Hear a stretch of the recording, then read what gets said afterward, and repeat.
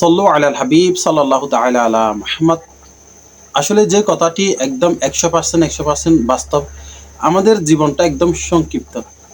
মৃত্যু এমন একটি জিনিস যেটা কাউকে বলে আসে না। কার মৃত্যু কখন চলে আসে সেটা আমার মহান আল্লাহ তাআলাই ভালো জানে। সেজন্য আল্লাহ তাআলার বান্দাকে সবসময় মৃত্যুর প্রস্তুতি নিয়ে চলাফেরা করা উচিত।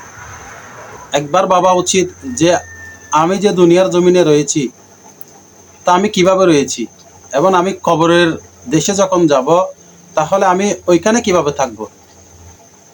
তো সেজন্য একজন বুদ্ধিমান মুমিন বান্দা দুনিয়াকে জেলখানা বানিয়ে রাখে এবং আখিরাতের রাস্তাকে সহজ করে নেয়।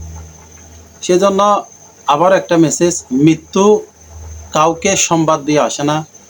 তো আপনি মৃত্যুর প্রস্তুতি নিন যাতে আপনার কবরের রাস্তা সোজা হয়ে যায়।